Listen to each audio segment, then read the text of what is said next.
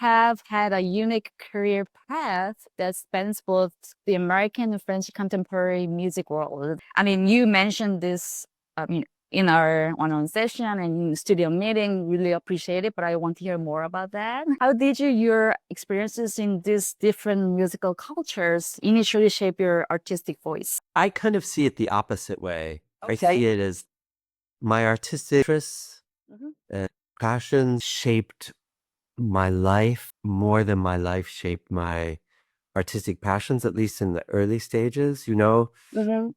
From when I was at conservatory, so this is in the US a long time ago, Mm-hmm.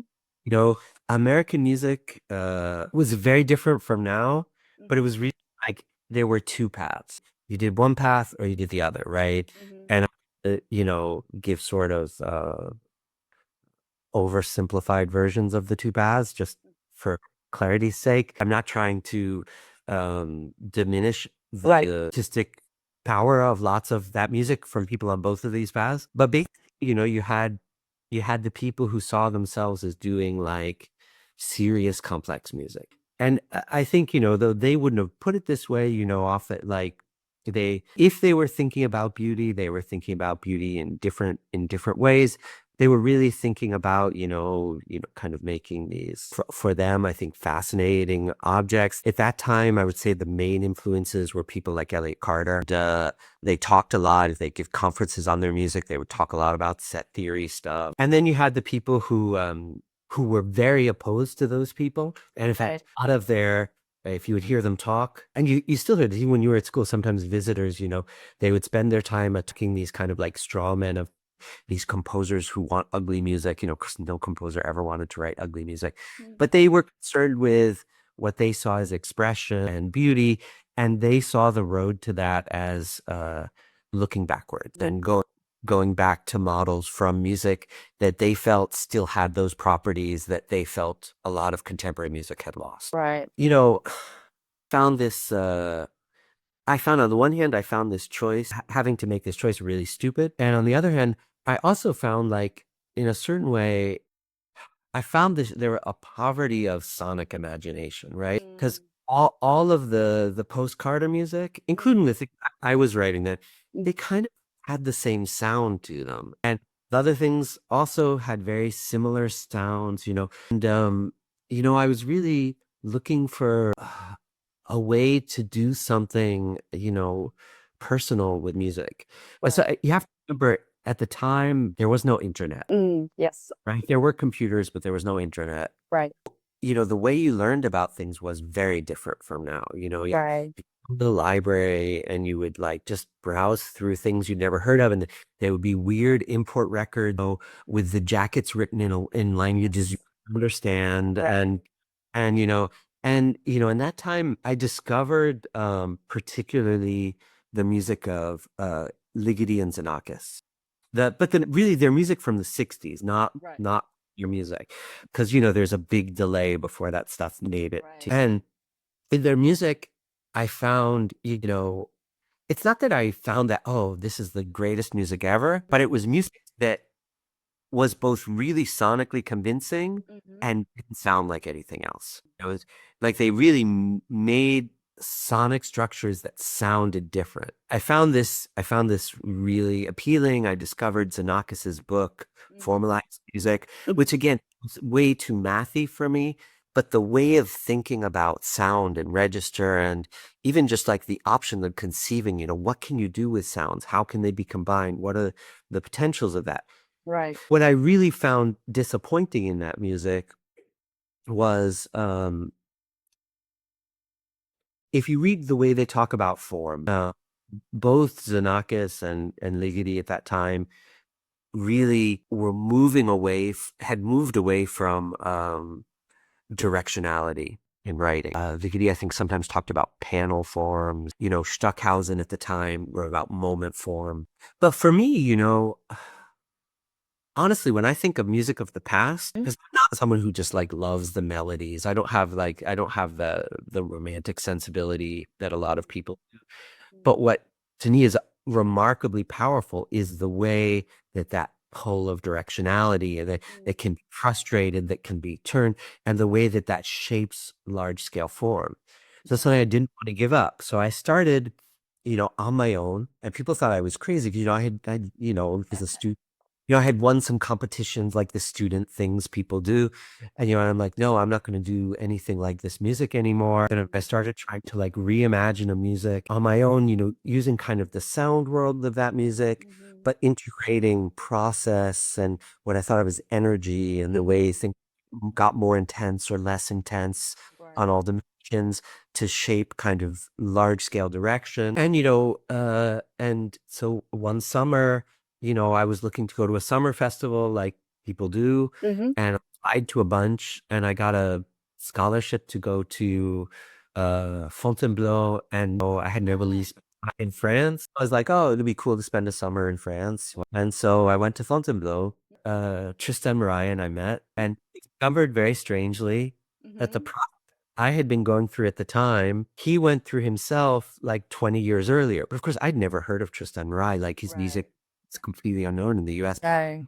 And it's very strange. Like he even has, I had just finished a big orchestra piece that ended up being on the Gaudiamus competition the next year. That was my first of these really big, like what I called energy pieces. Right. And he also had like a big orchestra piece from the early 70s that, was kind of like weirdly similar. And to make like the weird sense of humor of the universe even clearer, it turned out with no connection whatsoever, the conductor who premiered that orchestra piece of mine on the Gaudiamus competition was the conductor who had premiered that piece of Tristan's 20 years earlier with different orchestra, a low connection. And it just became clear to me that if I was going to stay in the US and keep working on my own, I could get somewhere, but I'd be reproducing in some ways what Grisey and Marai had been doing for the last 20 years. Whereas if I found my way back there, I could take advantage of what they'd learned and go much further. So I, much to my parents' distress, I had applied to grad schools. I decided not to go. When I told my parents I was going to turn down doing a master's at Yale and just move to France to be a freelance composer, I think that was probably one of the worst days of their lives. So I went where my art, I was a very different person back then. I was obsessively driven and ambitious about the art. I think I must have been a very unhappy person at the time, but I really just wanted to find a way to make this music. And it was clear to me that at the time, France was the place. And then played out there for a long time. Then the right came back to power, was like 95. And money for culture was going down. So it was getting hard to like struggle on little jobs and freelance missions. And, I'd been at EarChem for a long time. So, I had an enormous amount, but, I'd also, it's a place where you come through, you can't really stay there for 20 years. So at that point, when Tristan decided that it might be good to go back to the US, I realized that for me, maybe teaching as a day job could make sense. And so we ended up going back to the States at the same time. I like a quickie doctorate, but I realized that, all of the things I hadn't had access to when I was a student in the US, I felt a sort of obligation to help bring a lot of that to the US. And I think that, I did do a lot of that. And with Tristan, we did a lot of that. Of course, at the same time as we were bringing those things, the world was changing. The internet was coming. And so, it was very hard to say what difference we made and what difference just the world getting smaller made. I don't want to oversell it, but, it's hard in a way. Like, my path, when I think about it, what it means is, I've had to have a life as an artist where um, I've had enormous opportunities, and I've been very privileged in a lot of ways. But on the other hand, I've never been part of a system, right?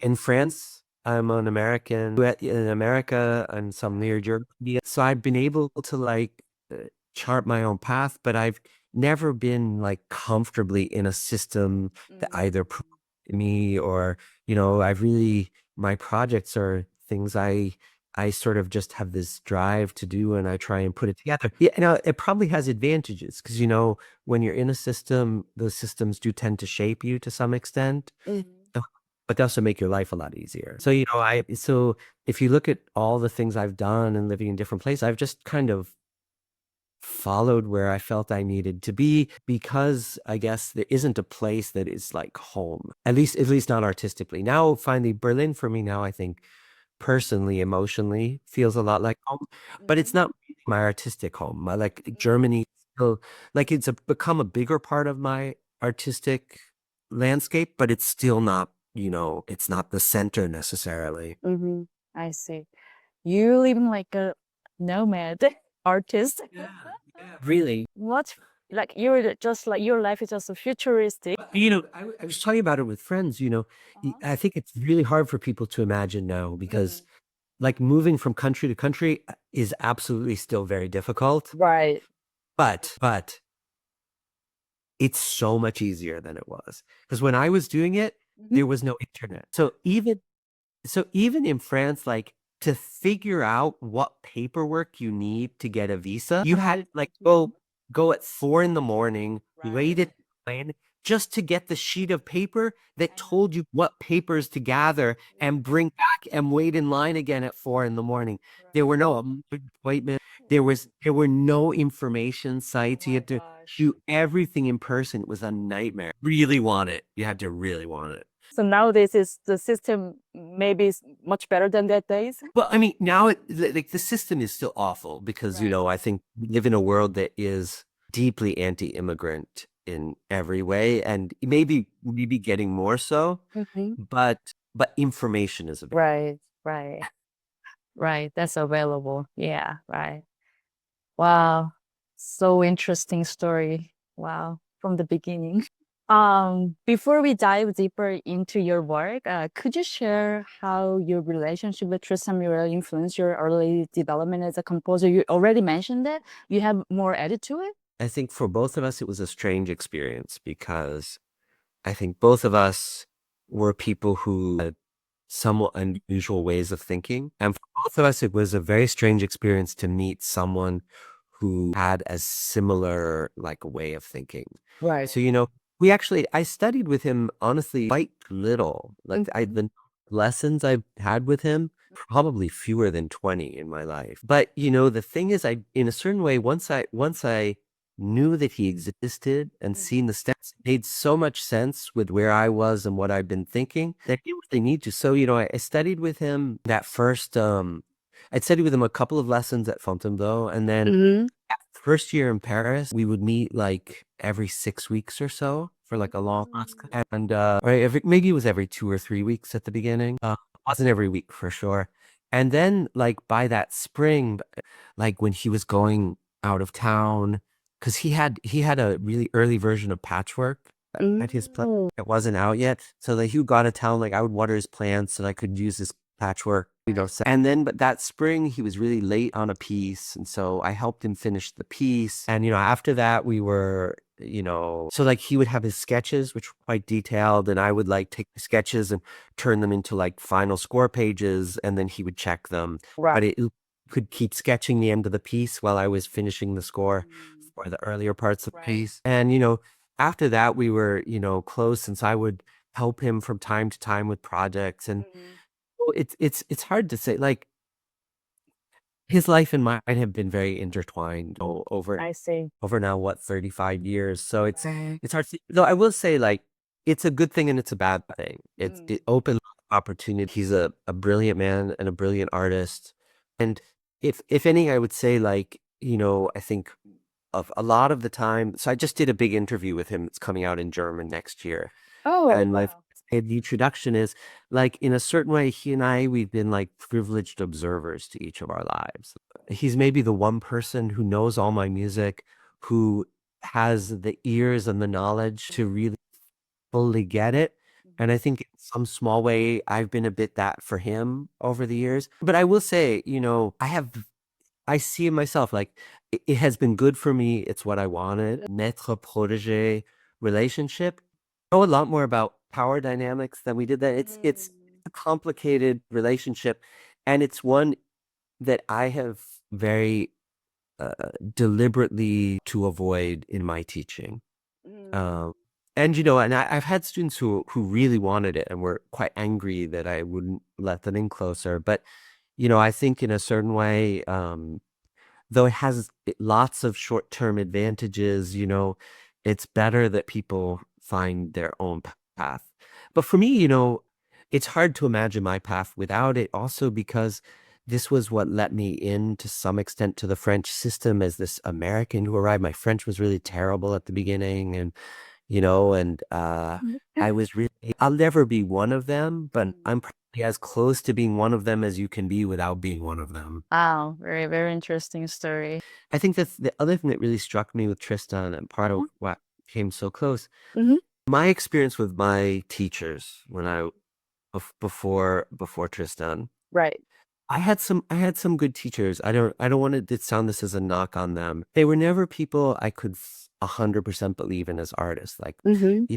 I was a really obnoxious kid, and when I would see things, I would just push and but what about this? And what about this? And he was the first person I ever met that he's like me, everything had been thought through. So like you could not agree with where he went, Right. but everything made sense. The worldview was complete and fully thought through.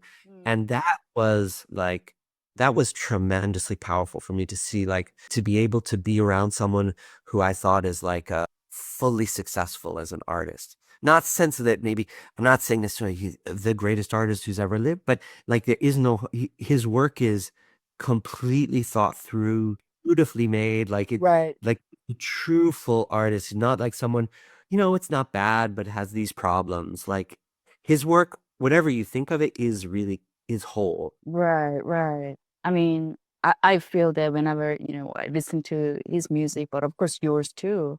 I mean, your music is very powerful and, very resonate in me for a whole time. I mean, many times, very often.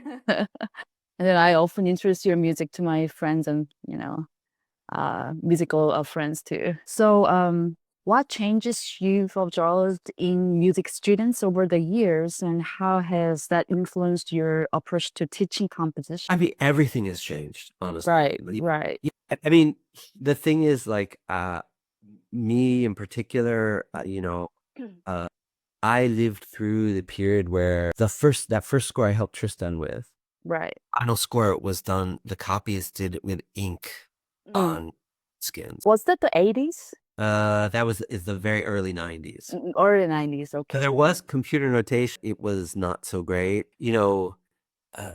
Music students, but just the nature of art, of culture, right? When I was starting out, we still believed in historic progress, embedded narrative. It was still kind of the tail end of this kind of modernist era where people talked about things as if this led to this and this led to this, and that all kind of broke apart, and it led to this world where it's like this like spaghetti bowl world, right? Like when you discover stuff on internet, and part of that is true, like those historical narratives, it's clear, right? Like we show, like they have lots of problems.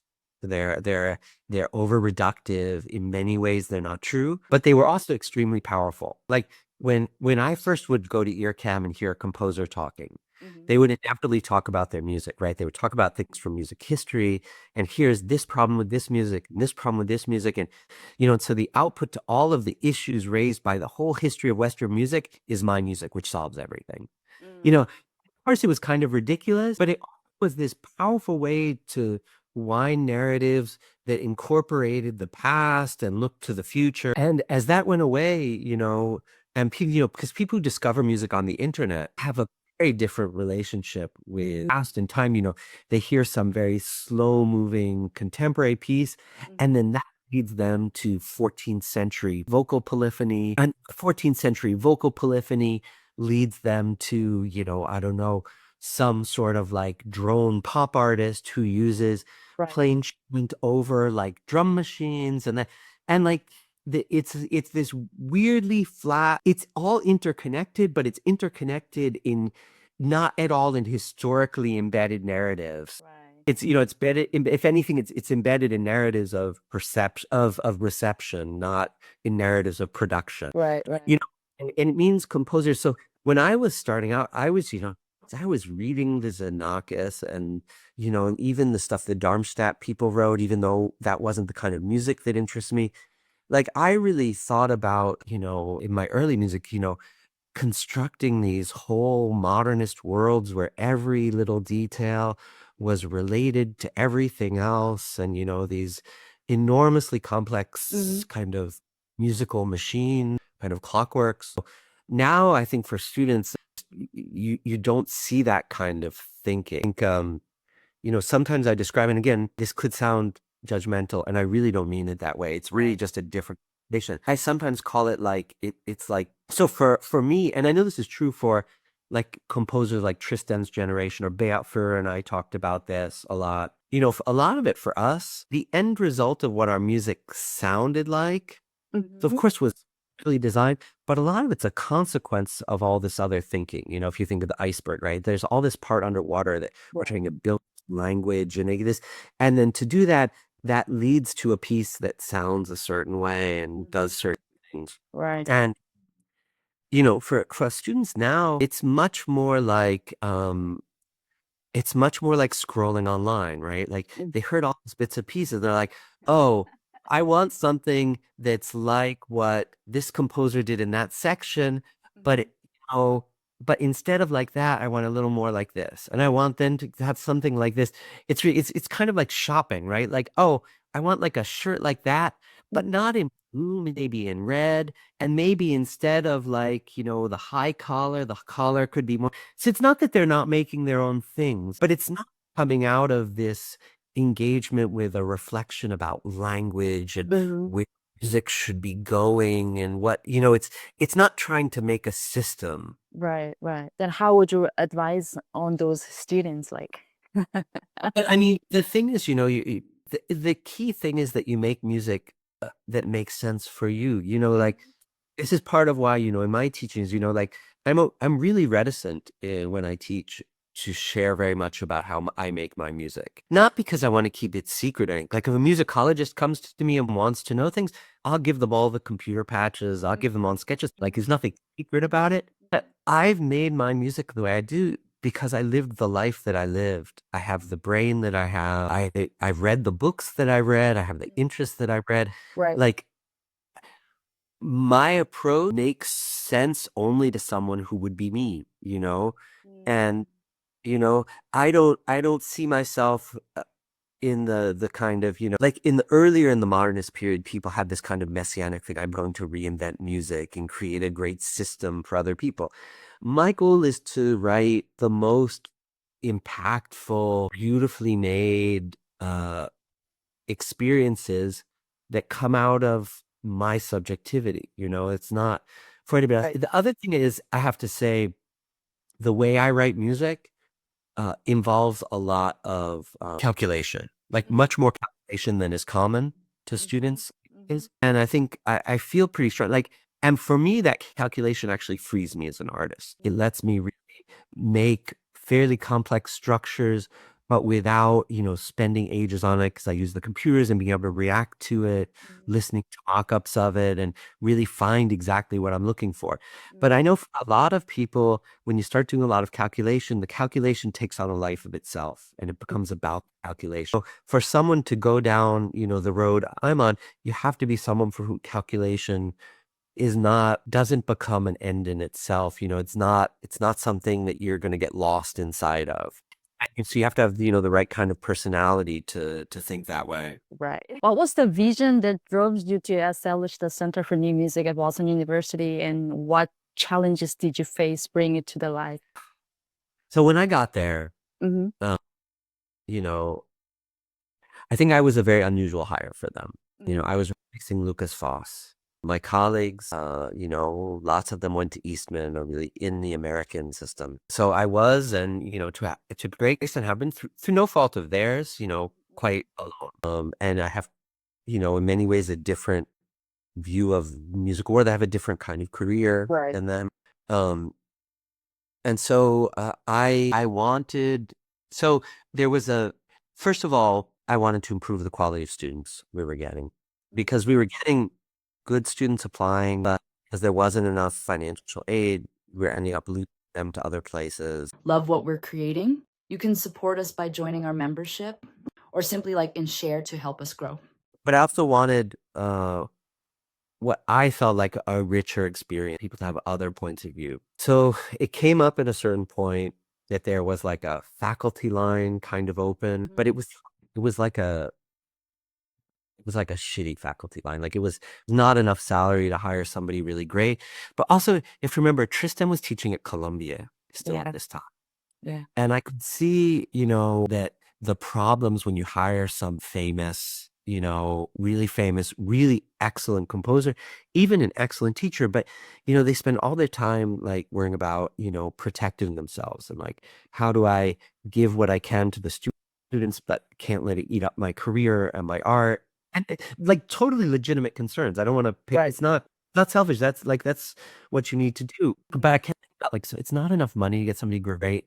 And even if we get someone great and they come here, how do we get them to give enough? So when I think back to when I was first at EarCam and these things, and you would have like these, like the world's leading composers who would be in town for a project and you see them for a little while, but they were just in town for a project. They were living out of a hotel. They could like fully immerse themselves. And so I got with the help of Richard, and then Richard convinced Martin to go along. We really pushed the dean to like take that money and let me essentially do these sort of long-term intensive residencies, but with like the world's greatest composers. And so I knew I wanted to have like a really blockbuster thing to start it off and get interest. And so I knew really well I did like a teaching residency of a few weeks in Rome at the Villa Medici a long time. And I knew really well Lucia Ronchetti, who is students of Sciarrino, who's closest to him. I got her to help me convince him to come for 3 weeks. And then I really built it around that first residency because getting Sciarrino like never came to the US practically. So it was like a big coup. And then it let me pull in other programs. And then Sciarrino was going to be there.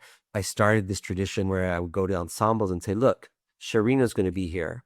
Are you interested in working with him? So if you're interested, because we've never had the money to do what we do. So the Center for New Music really works from like very collaborative. Right. So I would go to ensembles and I would say, look, I would go to ensembles that I knew were interested in working with our guest artists, for example. Right. And I would say, look, we want you to have the opportunity to work with this composer. We also need concerts. Are there things we can do that suit your goals and our goals? And so it's like good for everybody and everyone can come together on trying to make it happen. And, we always worked that way. When the Jack used to come, at the time they came a lot because they didn't have a regular season in New York. And so they really wanted a place where they could control more of the program. So when the Jack would come, I wouldn't say to them, look, you need to play X, Y, and Z. I would say to them, look, we have this guest composer, maybe do something with that. And what are the things you're really passionate about right now? And like, let's focus on those pieces because, also I'm a firm believer ensembles, they play the best when they're playing music that they're passionate about. I don't want it like me forcing them to do something. Right. And then it sort of grew out of that.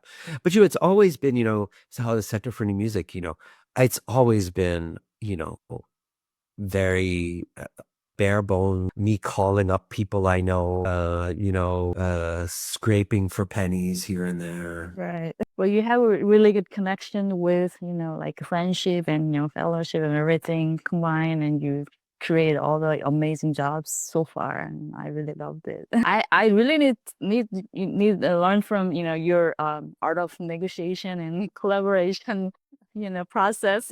It's like if you think of like what Trump calls the art of the deal, what I do is the opposite. I look for the ways that everyone can come out of it feeling like it was great for them rather than everyone feeling like they were screwed. Right, right. My next question would be the will be popular question for anybody, comes to watch and listen this, which is related to spectralism.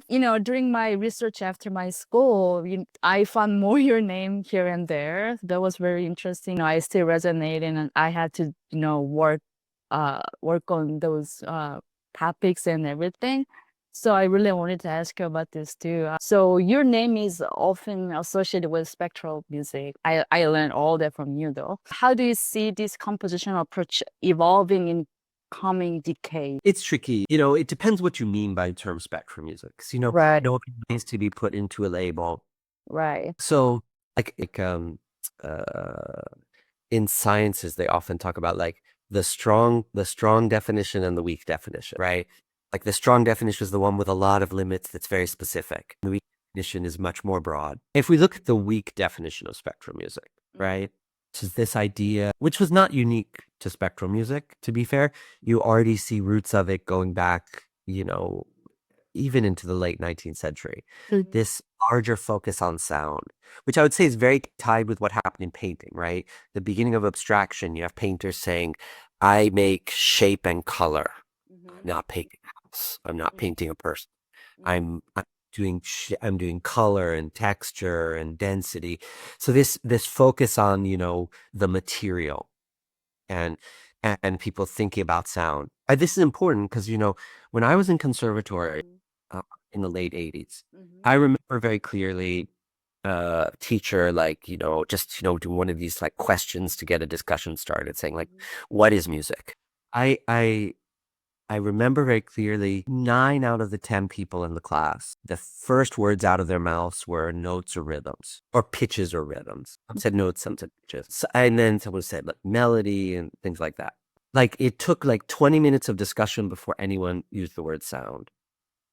That was at the deepest level. That's what like the combat, we were very polemic at the beginning. That's the combat we were in, was that music is sound and music passes part by the perceptual system we have developed for sound. And so in a certain way, the weak definition of spectral music, which is taking sound into account, by that sense, almost everyone is spectral now. Because I occasionally ask this question now just to see how things have changed. Sound is always the first word out of anyone's mouth. Notes, rhythms, all those things, either they don't come up or they're the ones that come up after 20 minutes. Sound is the first thing people say. So, like, in that sense, everyone is kind of spectral now. Everyone thinks more about sound than they did. I see. On the other hand, the strong definition, right? I think we are people who developed a grouped set of techniques. We were people who knew each other for a long time. We were people who lived in the same city during like those critical years in the early 90s. And then especially I think the viewing it as a thing came a lot from, after Tristan and I went to New York, because it was hardly known in the US. I went to New York. We were starting working with ensembles. The Contemporary Music Review I edited came out. So, there were all these things that together kind of made it into a thing. And it was all kind of aligned like chronologically. So there were a bunch of changes that happened like late 90s through like mid 2000s. And that kind of solidified, I think, for a lot of people who are outside of it, this idea of spectral music. So, for those historical reasons happened, but like I ended up writing that Contemporary Music Review totally randomly. It's an English review. The Contemporary Music Review is an English journal. Actually, Julian Anderson was supposed to do it because he was kind of the only person who was a native English speaker who was kind of close to Grisey and Marai. But career was taking off and he was too busy. So like Tristan gave him my phone number. And so like Julian Anderson, who I had never met, like calls me up and he's like, do you think you could take this on? So it was mostly just because I could speak English and I was like part of it and knew what was going on, to just kind of like, a lot of my life like was definitely not designed. Like I followed like opportunities and changes and these feelings of need to like experience different things. And I guess though, the part that's common is like, I think maybe more than some people, I leave myself open to be changed by experiences and become over the years tremendously different people. And, and that's allowed me to, not be sort of someone who continues fighting the last war, but who's always looking for the next one. Right. Wow. I mean, do you use a ChatGPT? I use it now actually for some things, like especially like when I'm doing, because I'm doing more things in German, and I'll use it to check my translations. It's really things like because I do, a lot of funding applications, like all artists, and like if you've written this whole like 10-page thing, and then they want like 150-word summary, ChatGPT does a really good job at that kind of stuff. Yeah. And then like you can like tweak it, but honestly, a better 150-word summary than I will. I mean, Like I wouldn't use like write my content, yeah. but I definitely use it to do things with the content. Right. So I mean, here's the thing that I probably not worrying so much, but assume many students searching about spectralism on ChatGPT or Cloud, then some information coming up, and I don't know how much correct information ChatGPT has, but it's interesting to see all the list of composers. You're the very main composer at the top. So probably you should more educate the ChatGPT to have more information about those topics so that people can educate it correctly, not wrong way. Like, when I put out those journals, like, Yeah. there was out, and, I think I made, like I made one I think good decision, which was because the articles that had been out before, like which you're unlikely to like spend time with them now, but there was like an article by I think he was French Canadian, François Rose, who had studied Bizet, that came out in like Perspectives on New Music or something, like a real theory journal. And there were some articles that, Marc-André Dalbavie or things that Tristan had written. But the thing is, like, everyone was always starting from scratch. Like here's a harmonic spectrum. Like sounds are complex tones, they have components, here's how they fit together. Like, so like, 2/3 of the articles would be explaining these same things over and over again. And then like a third of it would be then maybe saying something actually musical or artistic with that information, because people didn't know that. And you had to, because people didn't know that stuff. Yeah. So like I made the decision to do those appendices and essentially give all the general background for everybody, and then really tell all the authors, you don't need to explain any of that stuff. You can just focus on musical things and things specific to you and what you do with it. But you don't have to tell someone what a spectrum is, what frequencies are, how they relate to what we think of as notes, all that information. I just wrote that for everybody. And so actually then the articles could be much more artistic and much more focused on aesthetics. And Right. I see. Wow. Yeah. They're totally educatable, and I really want to people, educate themselves. right. Yeah. And because of that, like, and I did that actually to get better articles. But the side effect of that has been like, for people who are interested in that kind of music, those appendices are like the easiest place to get a basic introduction to every, because, techniques are kind of listed. It's almost like a little encyclopedia of like those. Thank you so much for the detailed putting answers. And I also would love to ask you about your competitions. In your competitions, you often explore sounds as a narrative element. Can you walk me through how you develop this perspective on your musical storytelling, if it's correct, or you can, I don't think I would describe it as narrative. yeah, yeah. So I was curious how you put it your music language. So what it is I definitely do think about the way things flow and lead from one to another, and whether things are ruptures or continuity. But, to me, narrative implies that there's some sort of extra musical story. My music, there almost never is. There may be like extra musical ideas that feed into it, but for me, those extra musical ideas are then used to make, for me, music is sound in time, or it's the experience that sound in time will produce in a person. Like, to me, music is not really able to tell a story in I see. a real sense, like you could use a story as an analogy to make Right, right, musical, right, though honestly I don't. right. I can't think of a piece where I really would say that I do that. I see.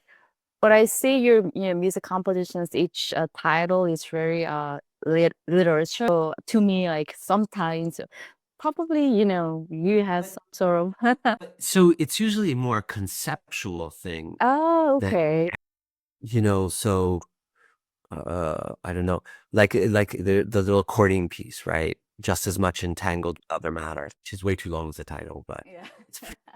but which comes from uh, this psychologist writing on perception. But the idea is, this is a piece that almost doesn't exist, right? I hide iPhones around the room with this high accordion glissandos that you almost think of as like fluorescent light noise, and then these fragments almost like half lost, half remembered, because the idea is really that you have to like really lean forward and you're half imagining the music, half hearing it. And it's really the way that like our whole sound environment is tangled up with itself and forces you actually, because so much of my work in the last, like, I don't know, 10, 15 years is about turning the listener into an active participant and not a passive. And this forces you to almost reconstruct in your mind the piece out of these like barely heard fragments. And so, yeah, in a certain way, there's a part of the idea that comes from this writing about the way actual percepts are all entangled, but it's not really a story from that. The Right. form is then really shaped musically, submitly. I see. I see. But then. I think a lot about psychological form. Yeah, psychological form. Okay, that's totally understandable. I get that. But then I was fascinated by your Novikov's work. How has literature, particularly the Nabokov, correct me if I'm wrong, Nabokov writing influenced your compositional thinking? So the Nabokov really influenced my thinking a lot. But you have to remember, so he's a modernist writer, but in a lot of ways, he's really a postmodernist writer. So a lot of Nabokov's writing is about writing. It's about dusting to transform it into a work of art. And it's about the violence and the change and the alteration that causes it. And he does this often like very metaphor. Like there's a thing I think he said in one of his, I think it's in his like kind of autobiography thing.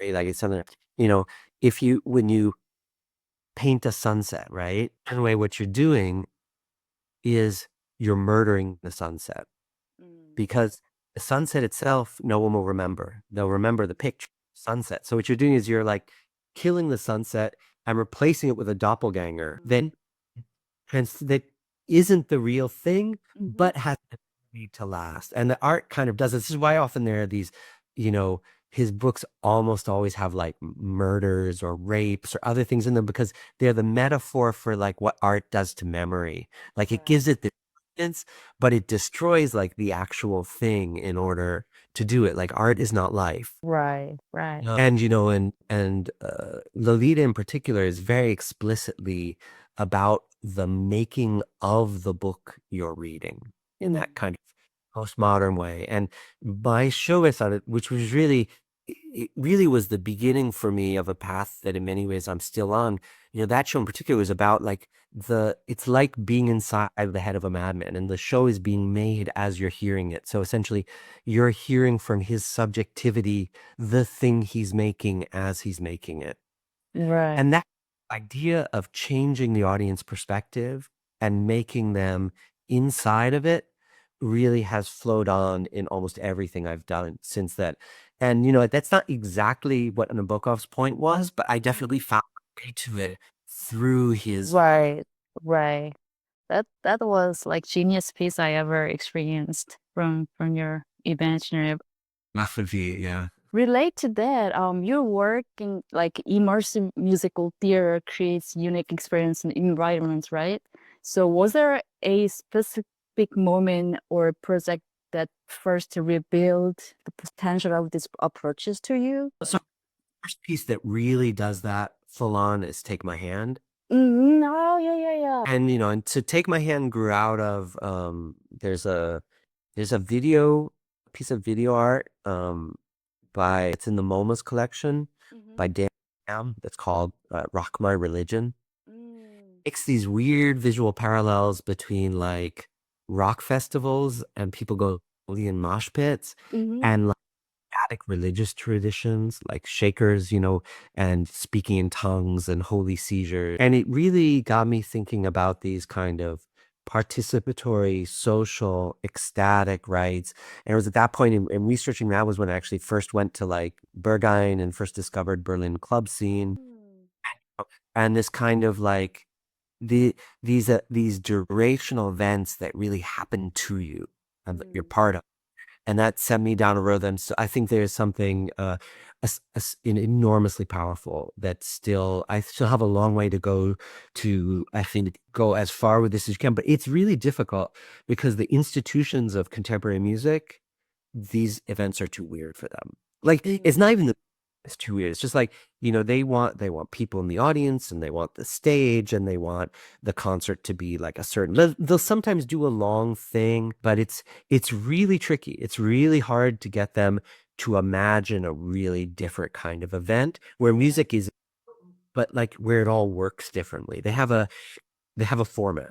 It's like if you go to an art museum, and there are people who do wall paintings and there are some places that have done them, but in general, it's a lot harder to get the museum to let you just, spray paint their walls than it is to do something that's inside a frame. Right.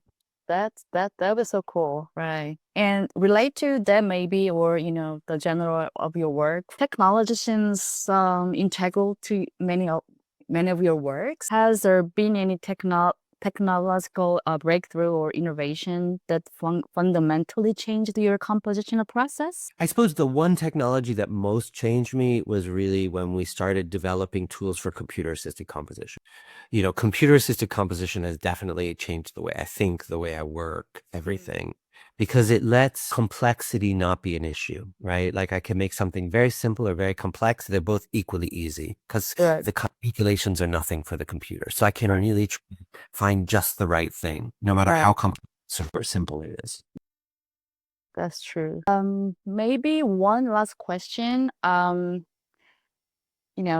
To wrap up, as someone who has mentored many composers, including your interviewer, me, what do you hope your students carry forward from your teaching into their own artistic lives? For me, the most important thing is that the students are really trying to find something that's like deeply personal, that they really is thought through to the end. They're not like just looking for simple solutions and something that's not terrible. Well, I want, artists who are really committed to, making something, as remarkable as possible. Love what we're creating? You can support us by joining our membership or simply like and share to help us grow.